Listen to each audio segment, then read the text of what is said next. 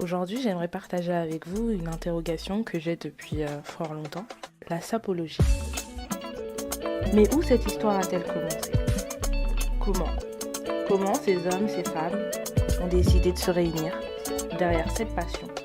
Nous avons donc décidé de faire le retour à la Genèse, là où tout a commencé. Bonjour à tous, beauté et nous. Bienvenue pour un nouvel épisode de Wake. Aujourd'hui, nous allons découvrir l'univers de la sape. Vous venez?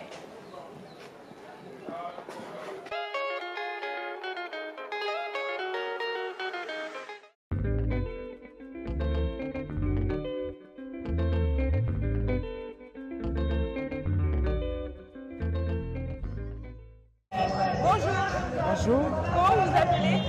je m'appelle Kunku Djabankana Patrick Mokoder. Aujourd'hui, vous êtes là pour l'événement de la sapologie.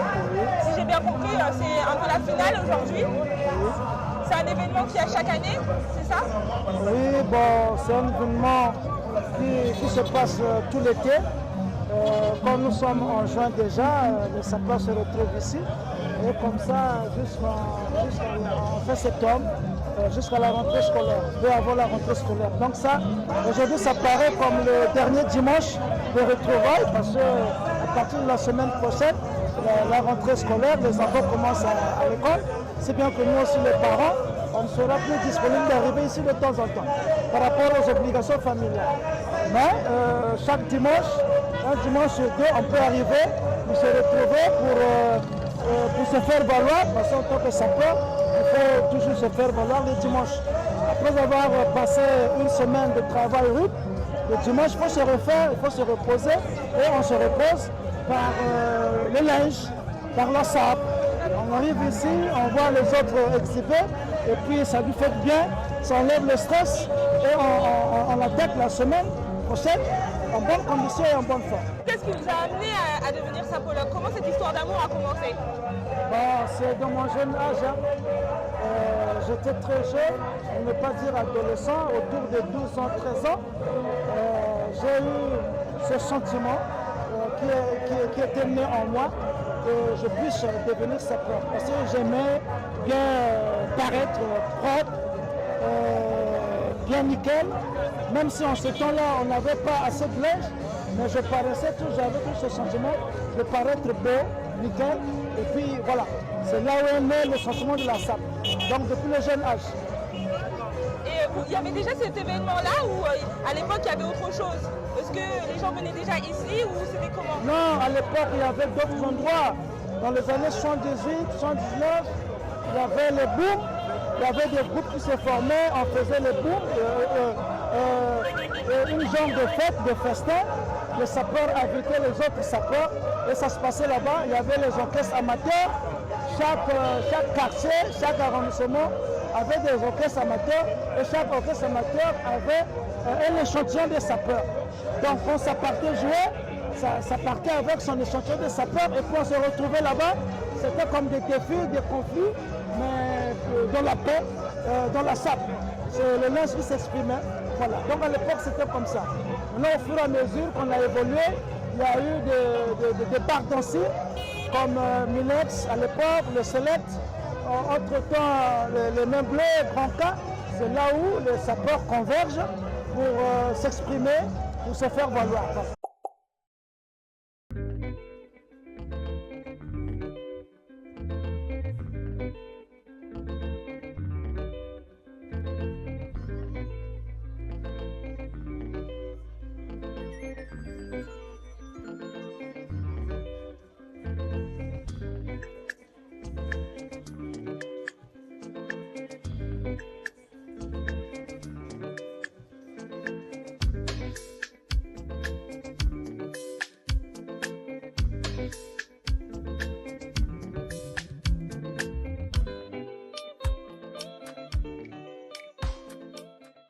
Aujourd'hui, on a le couloir de qui est là. Voilà. Moi, 12 ans, 13 ans, aujourd'hui, j'ai 58 ans. Ah, ça fait longtemps alors. Ça fait longtemps que j'ai commencé cette histoire. J'étais encore à l'école. J'étais au collège.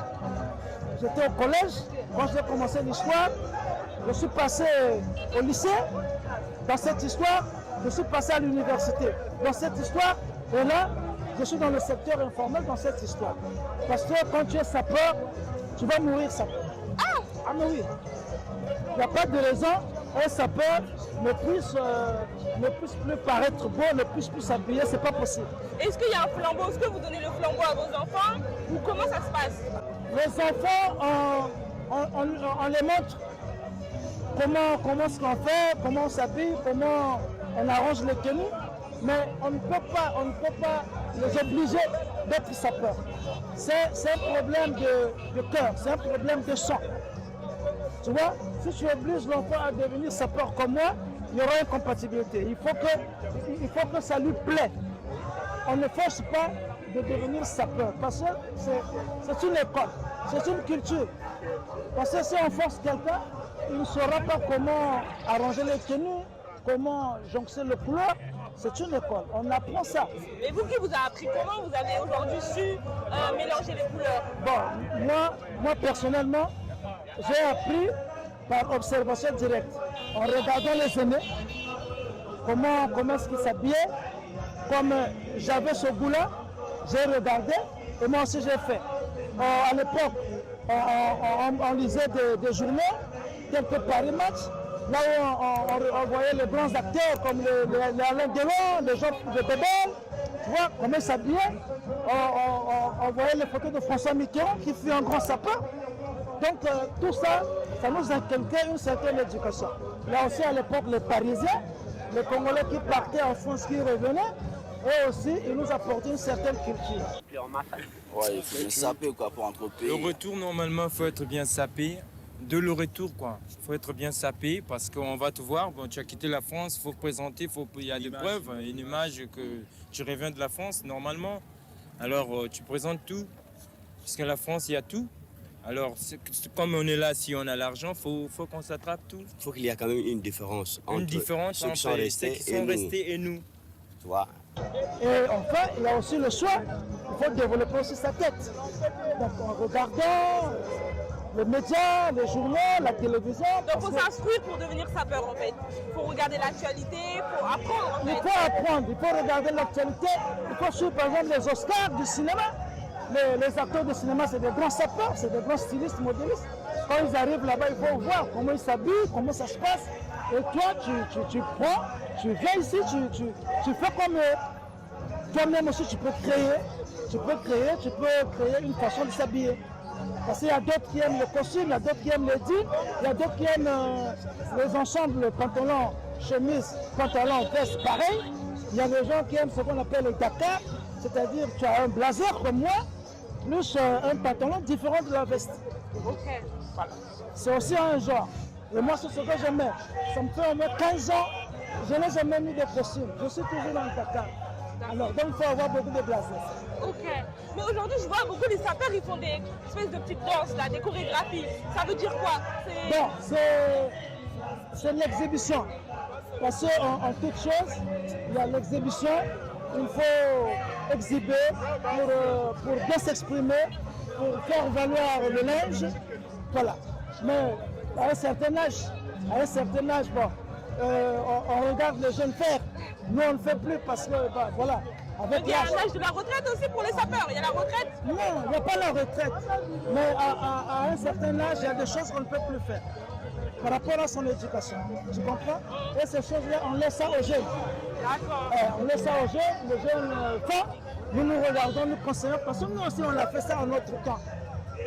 Lorsqu'on avait 20 ans, 18 ans, 15 ans, 16 ans, jusqu'à 25 ans, 26 ans, 30 ans, on a fait ça.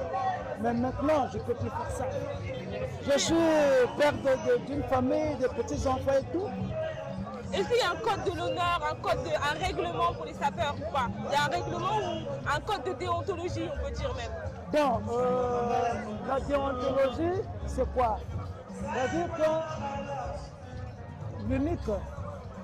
l'unique paramètre, il faut savoir accorder, mélanger les couleurs. Il faut paraître toujours beau. Il faut toujours être au top. Au top, porter des choses qui sont à la mode. Parce que ça se passe avec le temps. Donc, la déontologie, c'est savoir joncer les couleurs, savoir s'habiller, porter les trucs sont au top. C'est ça.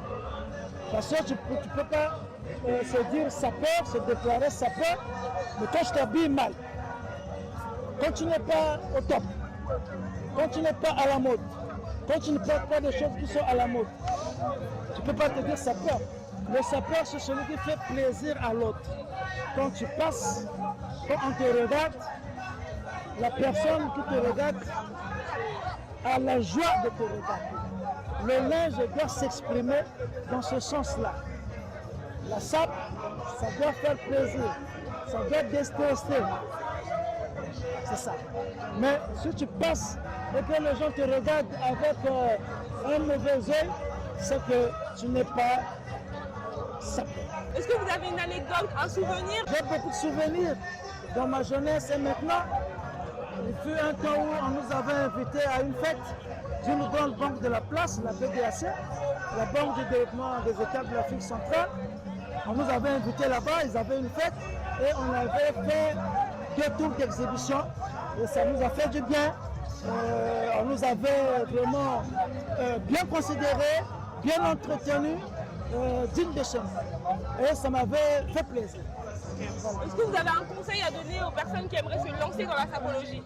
Bon, l'unique conseil, c'est on ne peut pas être sapeur, on ne peut pas être sapeur sans être professionnel. Parce que la sape a toujours une incidence financière. Ah, ça j'aime beaucoup. Okay? Ça j'aime beaucoup. Il faut avoir du travail. Tu ne peux pas être sapeur, mais tu ne travailles pas, non. Si tu es encore à l'école, quand tu fais la sape, il faut aller à l'école. Si tu n'as pas réussi à l'école, ce n'est pas un mal en soi, il faut apprendre un métier. Quand tu auras l'argent, le magot, c'est ce qui va te permettre de s'acheter le linge. Parce que le linge s'achète. Il ne faut pas aller voler. Si tu voles, le mal te poursuit. Mais il faut acheter. Et tu ne peux pas acheter si tu as du travail. Donc, il y a beaucoup de catégories de sapeurs. Il y a des sapeurs intellectuels, il y a des sapeurs fonctionnaires, il y a des sapeurs qui sont dans le secteur informel. Voilà. Il y a un mélange comme ça. Toutes les classes sociales peuvent être sapeurs. Toutes les classes sociales peuvent être sapeurs. Dans la sape, c'est la convergence. Dans la sape, on ne parle pas des études, on ne parle pas des maisons, on ne parle pas des voitures, on parle linge. Point. Moi, je suis intellectuel, je suis arrivé à l'université, j'ai un diplôme universitaire. C'est bon. J'ai un diplôme universitaire. Mais j'ai mon jeune frère là, qui est dans le secteur informel, qui est commerçant. L'autre aussi est commerçant. Et lorsqu'on se retrouve, on parle de la SAP et on parle de l'avenir, pour stabiliser notre avenir. Mais on ne parle pas de ce que nous sommes en tant que bagage intellectuel. Dans la SAP, il y a pas ça. Mais la SAP a commencé ici apparemment.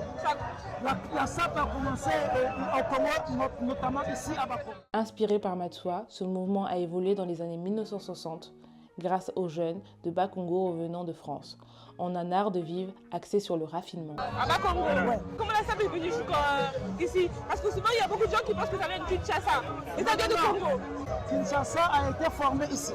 Ah, donc ils sont Parce que venus. Kinshasa, c'est Papa qui a valorisé la SAP avec les Niarkos.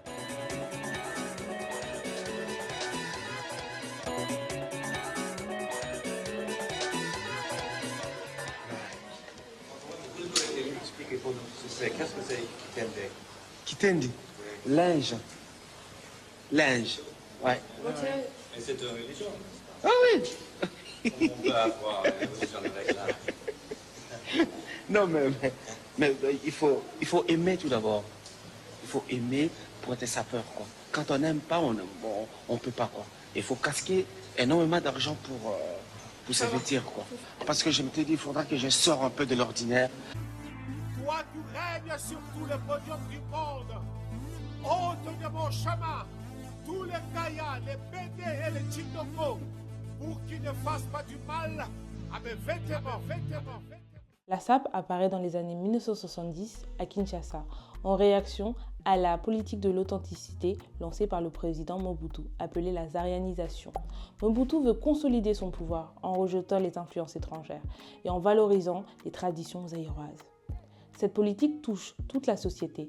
Les femmes doivent porter le pagne, abandonner les perruques, pantalons et le maquillage, tandis que les hommes doivent remplacer la veste et la cravate par l'abakos, un habit léger, souvent gris ou bleu marine.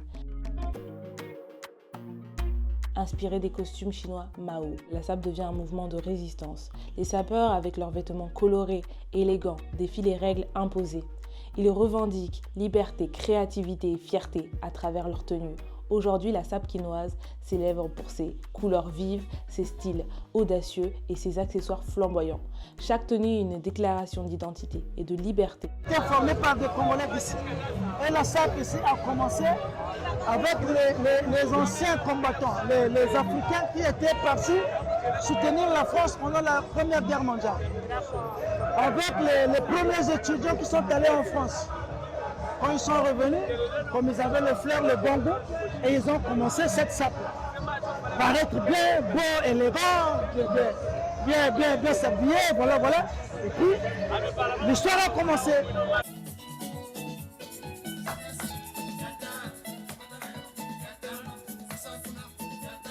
Joe Ballard, Dr Liman et d'autres compatriotes présentent régulièrement leur garde-robe personnelle dans les concours d'élégance du Rex.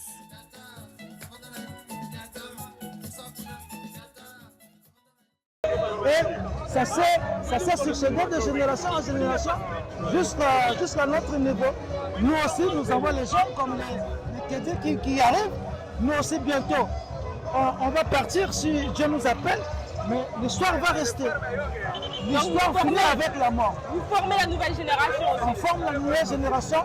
Lorsque nous sommes ensemble, on les éduque, on dit comment faire. S'il y a quelque chose qui n'a pas marché, on dit bon voilà ici il faut faire ceci, il faut faire cela.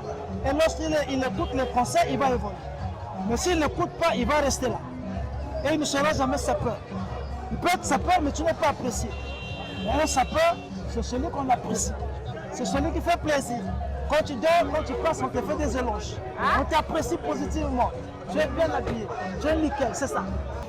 On va slim. Le pantalon bâti en 0 km.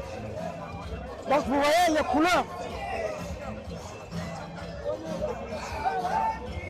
Depuis le bas, vous allez constater, il y a du gris, il y a l'orange et puis le violet. Le pantalon est gris, le blazer est gris, la chemise est blanche, la cravate est gris, orange. La veste est violet blanc. Donc il y a la concordance des couleurs. Quand tu passes, les gens ont la joie, on t'apprécie, tu défais le stress.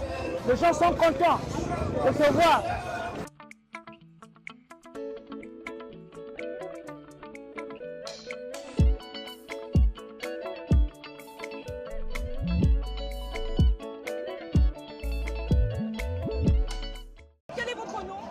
Je m'appelle Saint-Étienne, le playboy le plus parfumé de toute catégorie, poids lourd. C'est ça. Quel conseil pouvez-vous donner aux gens qui voudraient commencer la SAP? Non, les débutants, oui. Non, ils vont apprendre. Mais il faut contacter les doyens. On contacte les doyens pour apprendre les couleurs, le maillage de couleurs. C'est ça.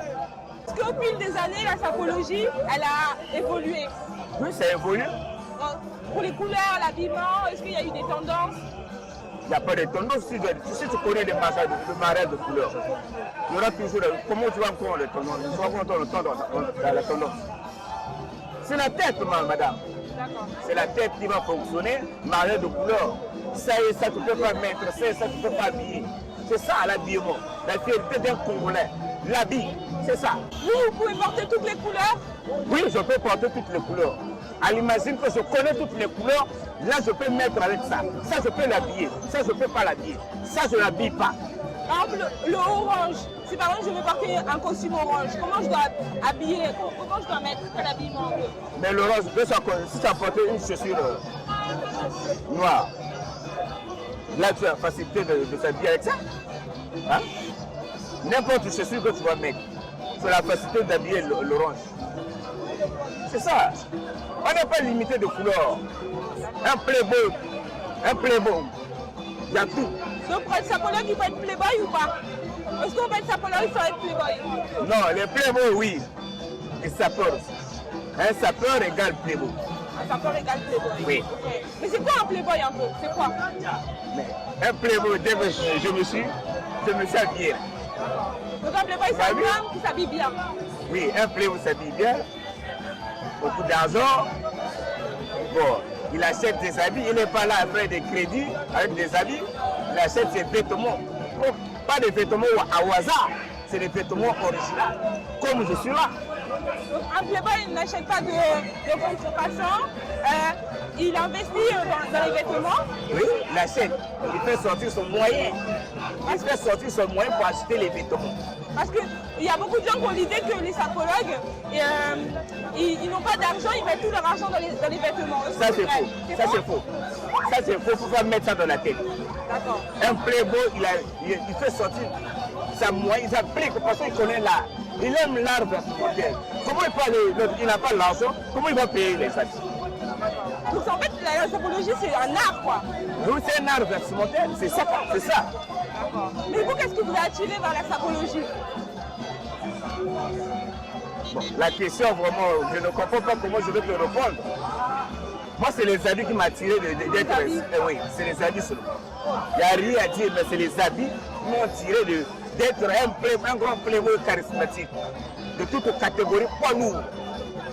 C'est ça.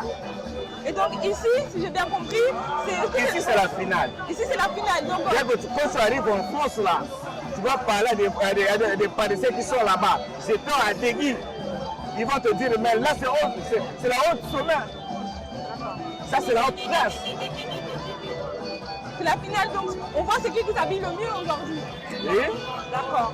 Et du coup, comment on sait c'est qui s'est mieux habillé que l'autre? Comment on sait que lui là il s'habille mieux que l'autre? C'est l'œil. C'est l'œil. Si tu connais l'habit, tu as l'œil d'habit. Là tu dois comprendre, le monsieur il est en faux ou bien il est en vrai. D'accord. On était avec eux?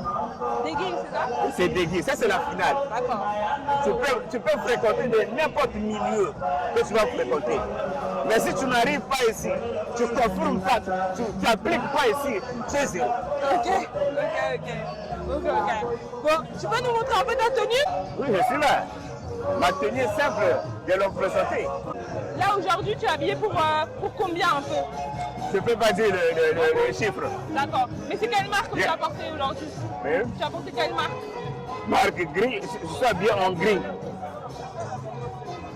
Il faut voir, madame, il n'y a pas de tricheur ici.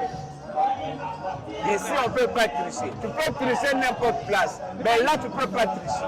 Okay. Ça, ici, c'est des vrais. Tu dois présenter tes vrais produits. Je m'appelle Saint-Étienne, le playboy de luxe.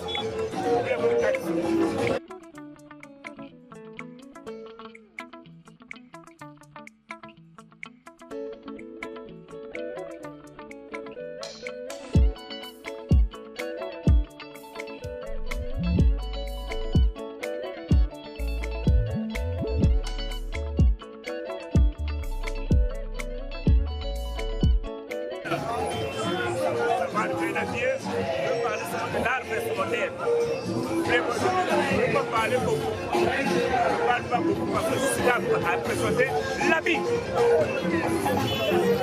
C'est ça. 0 km. Moi, ce monsieur, le monsieur, il est fâché. Fâché jusqu'au bout. Papa, tu sais, c'est la présentation des habits. Un playboy de luxe, de Saint-Étienne, il est là. Peut-être les gens me voient, le monsieur a porté le chapeau, il se cache sous la beauté, je suis là. Bien présenté, fâché. Le playboy calme. Tout le monde ici sont droit au droit. Parce que le Saint-Étienne applique. Comme ça, c'est Samolélé. C'est ça. La vie, on doit se présenter la vie, on veut tout le monde. C'est un art vestimentaire. C'est ce que je veux. J'ai mis ça dans la tête. C'est ça. sapologie a commencé pour vous? Mais l'histoire de la sapologie chez nous, on s'est commencé depuis très bas. Parce que moi, je me présente, je m'appelle M. Bonazeli Christian. Je suis un fonctionnaire de l'État. La sapologie a commencé depuis la naissance. Parce que moi, mon père faisait une sapologue. Je ne suis pas un sapologiste, mais je suis pas un sapologue. Parce que souvent, on m'appelle dans une boutique, je fais ma sape. Nos ancêtres, c'est eux d'abord qui ont commencé la sapologie. Mais vous, ça vient de votre père, c'est votre père qui vous a initié. Voilà. Il vous a emmené ici ou il vous a emmené ailleurs? Non, il m'a amené ailleurs. Moi, j'ai commencé ma sapologie. C'était carrément Gabon, Côte d'Ivoire, je suis au Congo. Ah, au Gabon, ça a commencé. Vous avez grandi au Gabon. Voilà. D'accord. Et donc, cet amour-là, votre père a emmené ça au Gabon. Très bien. Et au Gabon, là-bas aussi, il y a des sapologues? Très bien. Il y en a beaucoup aussi? Oui. D'accord. Mais la sapologie a commencé à Brazzaville? Oui, oui, oui. Et votre père, donc, il a été initié ici? Ici, après, il est allé travailler au Gabon. Et il a emmené ça là-bas, il a... Ok. Voilà. Et vous, maintenant, tous les jours, comment vous vivez l'amour de la sape? Est-ce que vous partez au travail habillé en sapologue? Je vais toujours au travail avec la sapologie. Avec la sapologie? Très bien. D'accord. Quand j'arrive, j'enlève mes vestes. Là, je prends la tenue du travail. Quand je finis, je m'habille toujours. Je prends ma voiture, je suis parti. Maintenant, comment on reconnaît un bon sapologue? Mon habillement. Bon habillement. Parce que je peux dire à mon frère, il est bien habillé. Mais ça peut. D'accord. Et quel conseil vous pouvez donner aux générations futures qui voudraient devenir sapologues? Bon, le conseil que je peux donner, pour bien habiller, d'abord, il faut avoir l'argent. La sapologue, il faut de l'argent. La sapologie, c'est l'argent. Si tu n'as pas l'argent, c'est un peu compliqué. Mais la génération qui arrive doit faire tout l'effort, avoir un peu, il doit connaître le travail pour acheter les habits. Non, c'est Jean-Jacques de Gama. Vous êtes sapeur? Oui, je suis sapeur, oui. Comment cet amour de la sapologie est né? Bon, la sapologie, Kenan Massoua, qui était notre novateur de la sape lorsqu'il est revenu de l'Europe, et ça a pris des ampleurs ici à Brazzaville. André Matsoua est un ancien tirailleur sénégalais. Il a transformé l'uniforme colonial en symbole de résistance. De retour à la vie civile, il a réaffirmé son identité par son élégance impeccable, défiant les stéréotypes racistes et revendiquant dignité et égalité.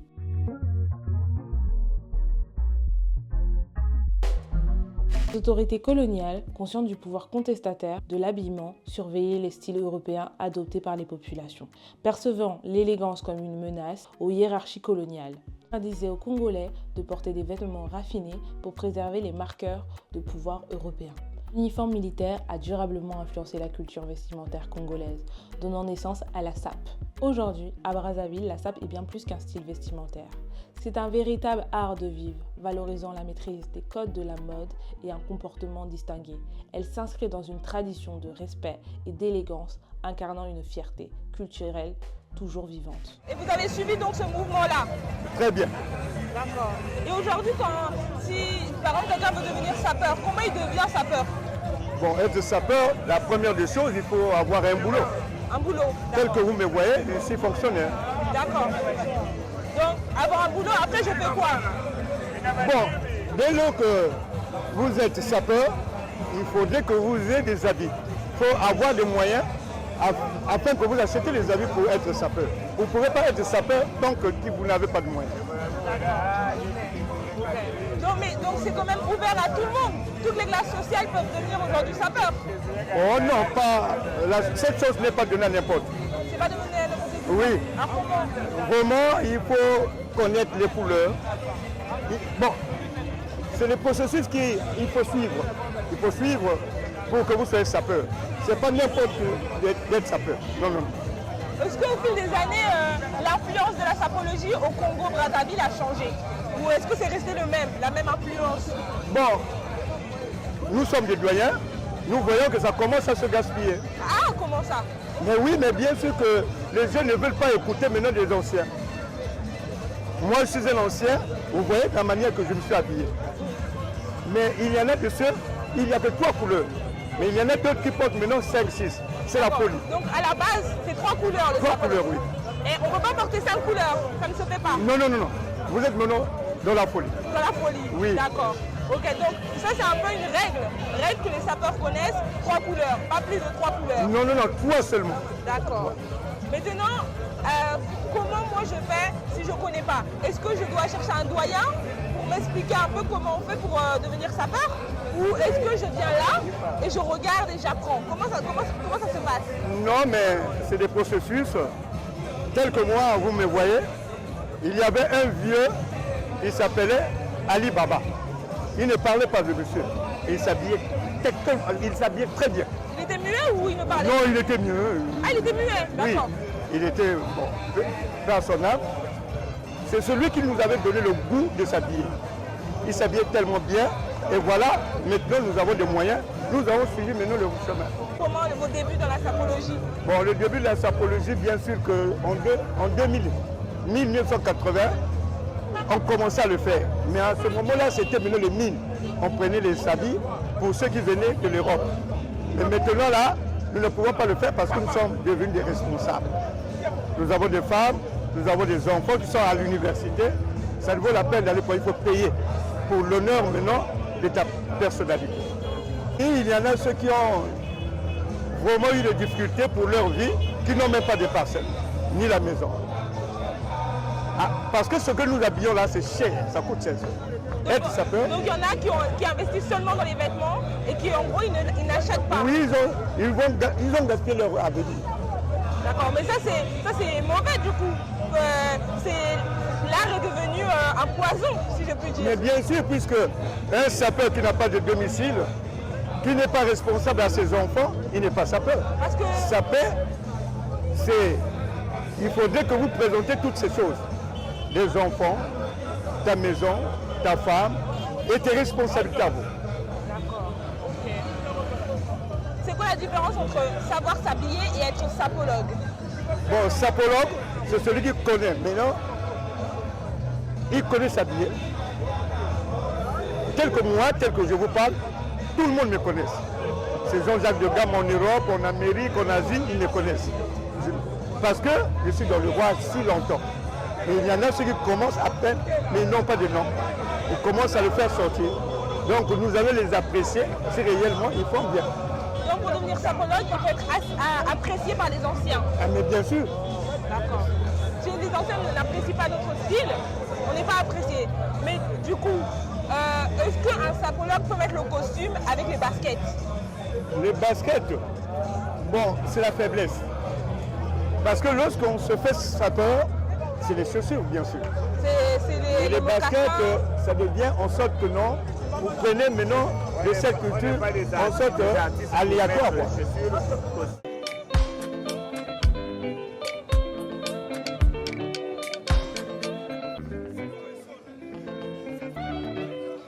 Comment vous vous appelez? C'est Yves Mawissa. D'accord, donc vous êtes sapologue?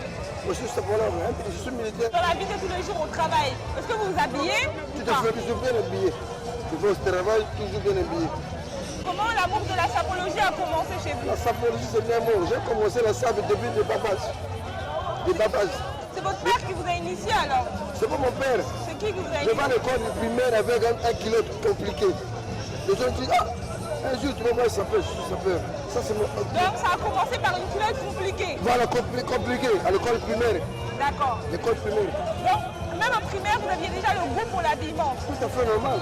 Donc pour vous c'est un art ou c'est un mode de vie? Comment? Non, c'est-à-dire, c'est une référence.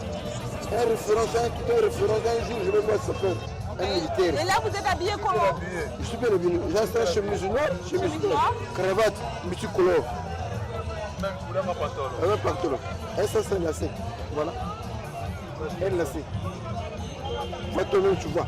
Quel est votre prénom? Je suis Michaud. Ça fait longtemps que vous êtes sapeur du coup? Bien sûr, c'est un bon bout de temps. Plus de 20 ans peut-être.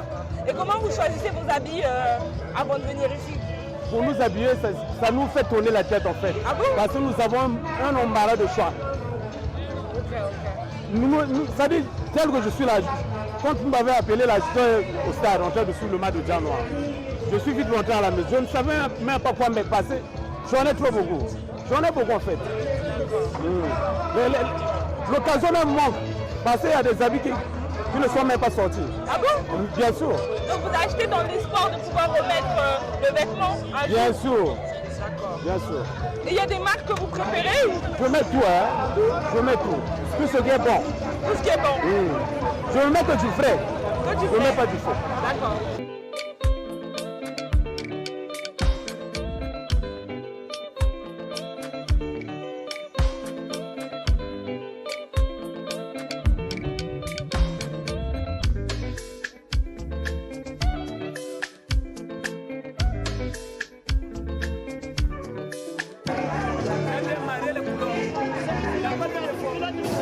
Ah c'est bon, ça c'est l'harmonie. Il faut connaître, marier les couleurs, simple ça.